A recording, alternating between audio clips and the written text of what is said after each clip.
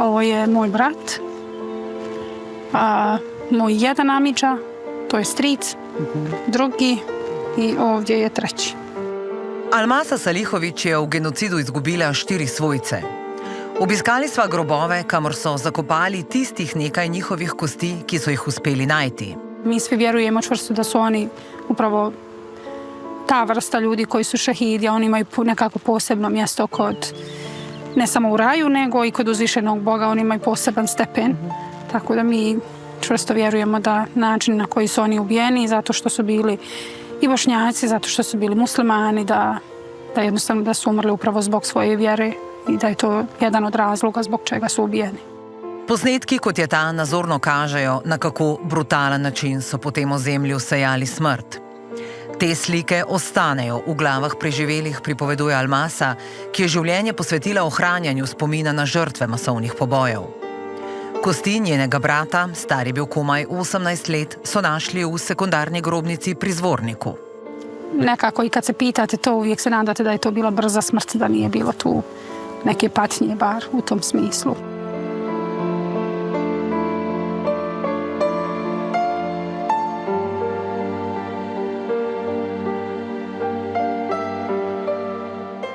Julija leta 1995 so bosanski Srbi pod vodstvom Ratka Mladića ukorakali v Srebrenico in jo zavzeli. Pobili so več kot 8000 muslimanskih dečkov in mož. Ta poboj, ta morija se je v zgodovino vpisala kot najhujša po drugi svetovni vojni. Mnogi ubiti so svoj mir našli tukaj, v spominskem centru Potočari Srebrenica.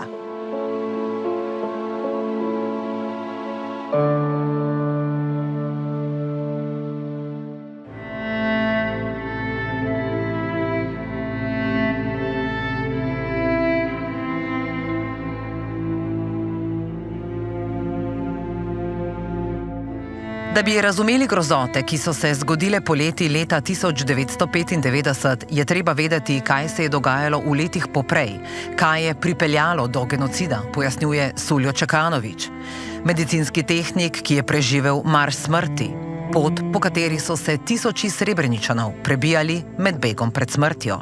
Znali smo po tim nekim kretanjima tih građana civila da ljudi su u Bratuncu učinili, Bratunac je 10-11 km udaljeno od Srebrenice, da su ljudi već tamo počinili zločine, zatvarali u logore, deportovali, silovali, ubijali na razne načine. In vedeli smo, da prihajajo v Srebrenico, dodaja. Hrane, vode in zdravil je zmanjkovalo, se spominja. Vse je nadzorovala srpska vojska. Oni su propuštali so osiromašen jodom. To su dakle te pripreme za oslabiti organizme, napraviti bezvoljnim ljude i da se brane i da imaju volju na kraju krajeva za životom. Zgodila se je operacija Krivaja.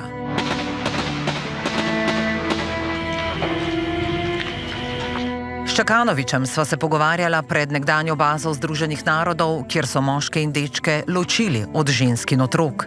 Na varno so odpeljali le slednje. Moški, ki jim je uspelo zbežati, so bili v gozdovih lahke tarče srpske vojske. Bilo je lako ganjati po šumi kao zečeve, veliki broj. Njih nije bio naoružan, nije bio u prilici da se brani. Ipak smo mislili da smo mi pod nekom zaštitom Ujedinjenih nacija. Ujedinjene nacije su krovna organizacija cijeloga svijeta i mislili smo da su u stanju da zaštite 60.000 ljudi koji su u enklavi na 3 mjesne zajednice. Nismo uopšte sumnjali da to može da promakne međunarodnoj zajednici, da ne zaštiti taj narod.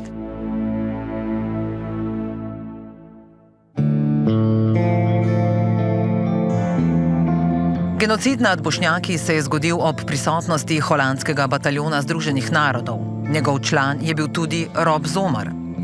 Prvič smo z njim govorili pred 12 leti, leto zatem, ko je v gozdu nad Srebrenico kupil zemljo in začel graditi hišo. Še vedno trpi za posttraumatskim sindromom, muči ga nespečnost, nočne more.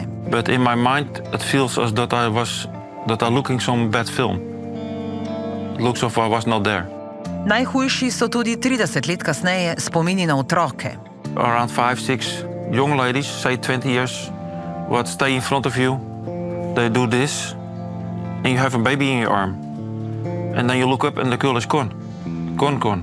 I don't know how much exactly, because there happened so much in that time. You're not everything take. You have only some parts with you. It's a lot of black area in the head. Preganjajo ga tudi spomini na starejše, ki so oslabeli, ležali ob robu ceste. You know, when I not take it, nobody take it, and they will die there, the old people. You try. And that is something similar. 5-6 times I try to take somebody with me. But we have also 3 months no food here. So I have also not the power. Da preživi, živi umaknjeno, stran od ljudi, stran od mesta, kjer življenje teče v sencah boleče preteklosti. Mesta, ki se zdi pozabljeno, ker nekomu verjetno tako ustreza. There was here so much donations to build up from the world. And there is some politics around what keep it small. Because when you keep it small, the donations keep going. 10 years back, they make a really big hotel. When it was just the base was built, there was a roof on the top, the politics stopped it.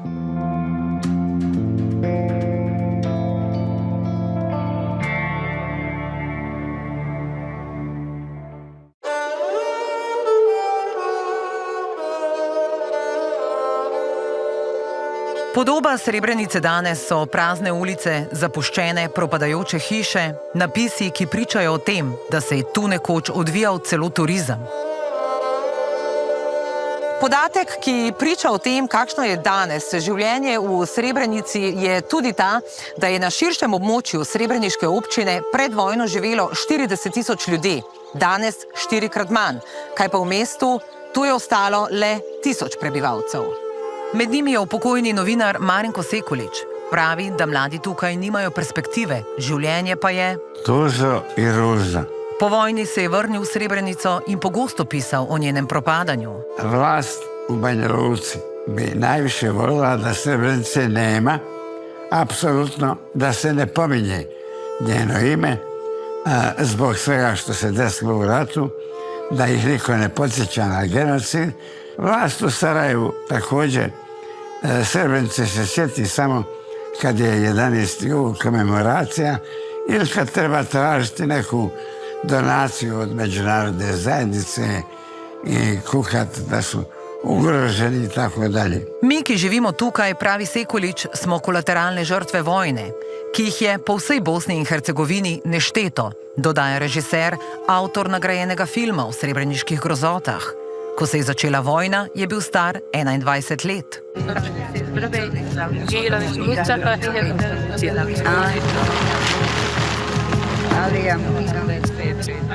Bosna i Hercegovina se uopšte ne bavi pitanjem posttraumatskog sindroma. A trebala bi? Trebala bi, a znate zašto se ne bavi? Zato kad neko ima i posttraumatski sindrom, to znači preživio je nešto i vjerovatno je na određen način invalid, a samim tim država bi morala plaćati invalidninu. Tako da kod nas se to apsolutno ignoriše. Rezultat pa vse več ljudi, ki so tempirane bombe. Območje Balkana, ki je iz obdobja upanja in optimizma prešlo v sod smodnika. Ali jednostavno onda dođe taj neki život, počinje ta neka trka, prođe ta euforija i ponovo se vratite u tu kolotečinu. Međutim, u Bosni i Hercegovini nakon rata i te euforije običnih ljudi za preživljavanjem dešava se jedna monstruozna politička mahinacija, kriminal, dominacija fakina i bandita, korumpiranih političara, ljudi koji jednostavno vas guraju do dna.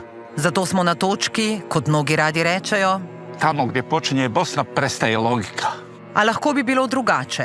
Kot bi Srebrenica lahko živela tako kot pred vojno, je prepričan Sekulič. Nekoč je bilo po vsej Evropi znano zdravilišče Gruber z vodo, ki bojda pomaga pri slabokrvnosti in boleznih kože. Ta voda se izvozila u cijeli svijet. Ovako u ovim bocama, evo sad ću vam pokazati kako su izgledale te boce. Ovo je originalna boca te željezno-arsenske vode koja se prodavala u apotekama. Danas, nažalost, već godinama ta voda teče evo ovdje kroz ovaj kolektor u kanalizaciju. Samo od te banje grad bi mogao da živi. Da bo Bosna 30 let po genocidu in podpisu Dejtonskega sporazuma, ki je v državo prinesel mir, a tudi zaznamoval njeno prihodnost, takšna kot je danes, si nisem mislil, priznava Imamović. Možda je stvarno bilo bitno u tom momentu prekinuti to 4-godišnje krvoproliće. Sad postoje mnogi i revizionisti, oni koji žele promijeniti Dejton i oni koji jesu za Dejton. Ali ako me pitate da li je Bosna u ovom momentu i Hercegovina uređena, nije. A kriva za to je domača politika, ki se, kot pravi, uklanja vsem svetovnim silam.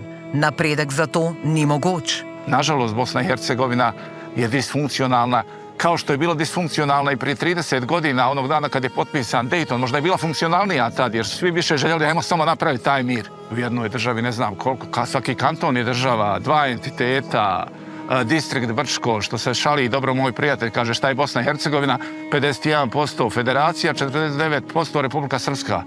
A gdje je onda taj distrikt Brčko? Znači mi smo država više nego 100%.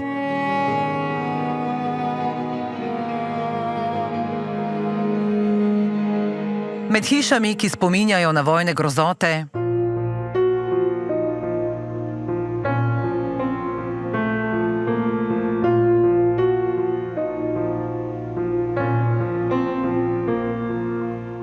je dom 74-letne Hajrije Fezić.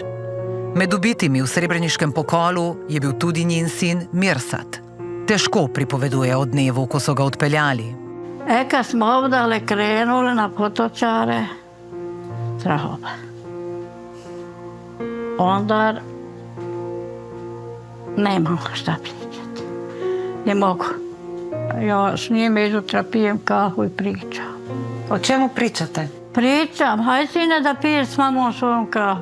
Jutra nalijem njegovu šolju, nalijem svoju šolju.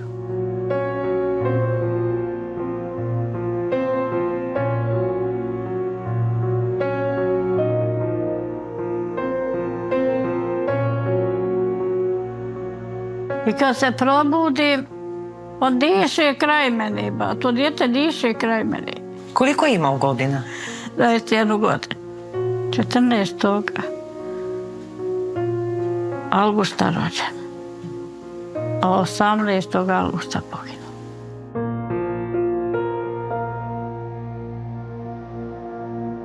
Zanikanje genocida samo zato, ker pobiti niso imeli pravega imena in niso bili prave vere. To je tisto, kar preživele in svojce žrtev najbolj boli. Podpihovanje sovraštva do Bošnjakov, ki je danes še kako prisotno. Dr. Hikmet Karčić na Sarajevski univerzi proučuje in raziskuje genocid ter opozarja na nevarnosti zanikanja letega. U zadnjih 10 godina imamo situaciju da povratka negiranja genocida, ali kroz institucije Republike Srbije. I to je ono što je možda najstrašnije, a to je da imate akademsku javnost koja aktivno učestvuje u negiranju zločina na jedan jako ozbiljan naučni način. I to je i opasno. To je jako opasna stvar, jer negiranje genocida ima za svrhu da se u potpunosti eliminiše bilo kakva odgovornost u prošlosti i ne samo to, nego da se najavi budući zločin, budući uništavanje, budući genocid na neki način. Danes, še poudarja Karčić, še vedno govorimo o približno 200 ljudeh, ki so bili obsojeni za vojne zločine, a odgovornost zanje je širša in globlja. Genocid se ne može počiniti od strane pojedinaca.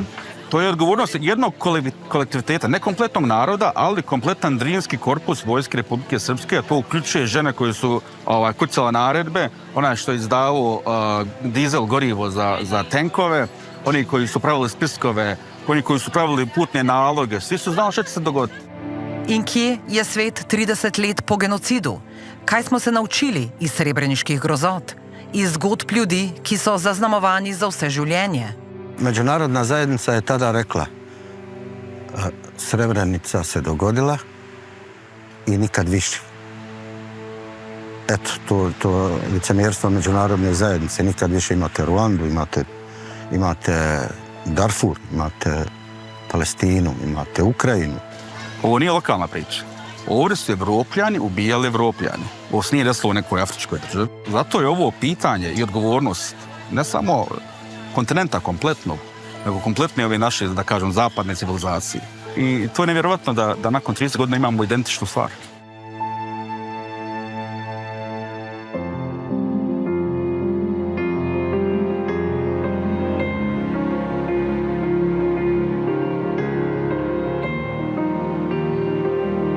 ljudje pridejo sem, potrebujejo moč, ki pa je mnogi tudi 30 let kasneje ne najdejo.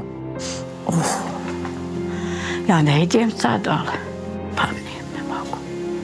Tuga jeste. Tuga jeste. Ali dijete izgubiti? Tu na dan privre bolečina, privrejo spomini. A spomini, ki jih je treba ohranjati.